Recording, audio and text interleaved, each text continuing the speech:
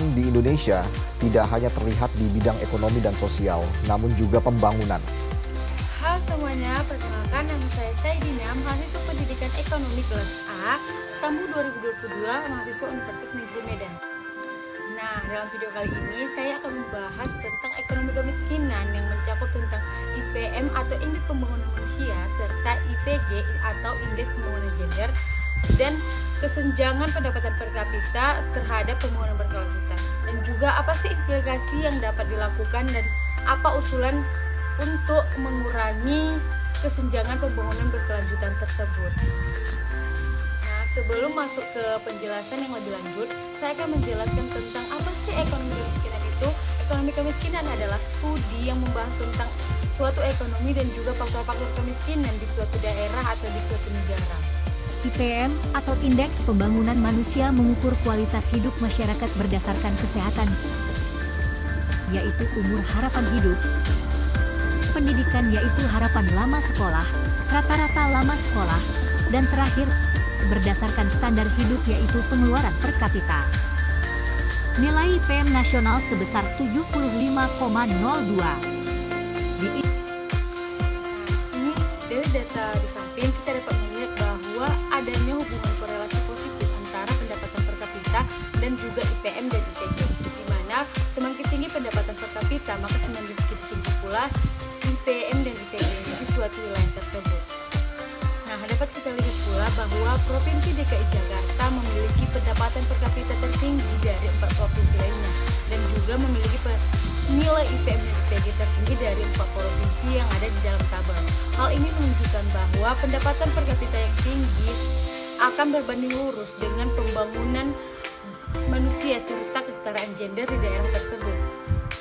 Nah, dapat kita lihat pula bahwa dalam Provinsi Papua memiliki pendapatan per kapita terendah dan juga memiliki nilai IPM dan IPG terendah dari 4 provinsi yang ada dalam tabel. Hal ini dapat menunjukkan bahwa adanya kesenjangan pembangunan ekonomi serta kesetaraan gender dan juga membuat pembangunan berkelanjutan di daerah tersebut kurang optimal.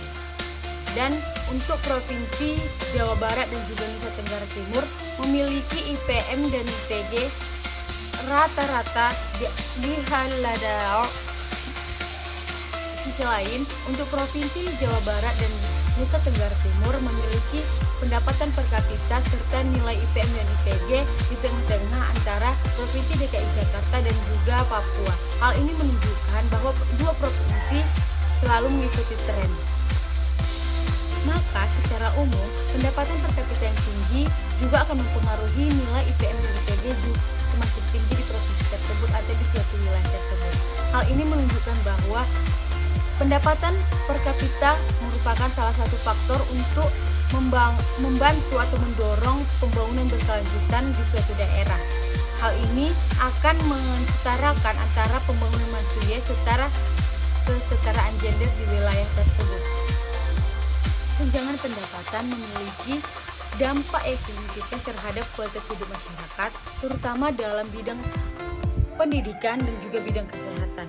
Di mana dalam bidang pendidikan, di suatu wilayah yang memiliki pendapatan terendah akan kurang dalam mendorong pendidikan suatu daerah tersebut. Di mana biasanya dalam dunia pendidikan ini, pendapatan yang rendah itu sekolah tersebut akan kurang optimal seperti kurangnya infrastruktur, kurangnya guru yang profesional, dan juga serta kurangnya sumber daya untuk mendorong siswa atau mahasiswa tersebut belajar untuk yang lebih giat dan juga menghasilkan mahasiswa atau siswa yang cerdas dan berinovasi. Nah, dalam rendahnya pendapatan di suatu wilayah tersebut juga kurang mendukung siswa tersebut untuk lanjut belajar, seperti orang-orang atau warga yang hidup berkecukupan atau kurang berkecukupan, biasanya anaknya kurang berniat untuk sekolah karena memikirkan adanya biaya-biaya tambahan lainnya. Walaupun seperti yang kita ketahui bahwa di pendidikan sekolah dasar itu gratis atau di sekolah negeri juga gratis, tetapi pendidikan itu bukan hanya sekedar gratis untuk pendidikan tersebut, tapi ada biaya-biaya yang lainnya seperti seragam, uang jajan, dan juga transportasi ke sekolah tersebut.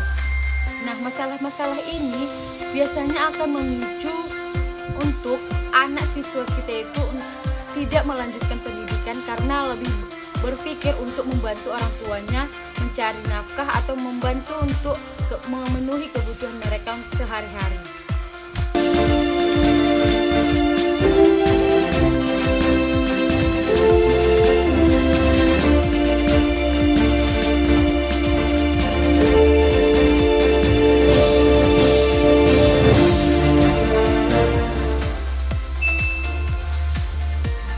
Kalau menurut aku, kesetaraan gender itu kita memiliki hak dan kewajiban yang sama antara laki-laki dan perempuan, juga mendapatkan perilaku dan kesempatan yang sama. Menurut saya tuh kesetaraan itu kesamaan, gender itu jenis kelamin menjadi kesamaan antara pihak laki-laki tanpa diskriminasi kepada pihak perempuan. Kalau menurut aku, kesetaraan gender itu merupakan hal di mana kita tuh harus melakukan perlakuan adil antara laki-laki dan perempuan tanpa membandingkan hal apapun, baik itu dari latar belakang sosial maupun latar belakang ekonomi. Menurut saya penting itu karena dari kesetaraan gender itu memiliki banyak manfaat, meskipun di balik banyak manfaat pasti ada kekurangan. Dan manfaatnya itu yang pertama menurut saya yang berkaitan dengan negara. Kesamaan gender itu dapat mengembangkan negara, kemajuan negara, dan mampu mensejahterakan kehidupan di negara. Dikatakan penting karena kita tuh juga harus melihat bagaimana situasi dunia sekarang. Isu kesetaraan gender bukan semata isu perempuan saja. Kita semua, perempuan, laki-laki, berbagai organisasi dan institusi di Indonesia terus berkomitmen untuk meneruskan perjuangannya. Kesetaraan gender adalah masalah yang nyata dan serius. Perempuan memiliki potensi yang sangat besar, tapi masih banyak ketimpangan dalam berbagai dimensi. Mau itu support, akses, kesempatan yang menjadikan kontribusinya tidak optimal. Salah satu implikasinya, jumlah angkatan kerja perempuan terpaut 25% lebih rendah dari laki-laki. Mari kita bahas satu contoh di sektor kesehatan.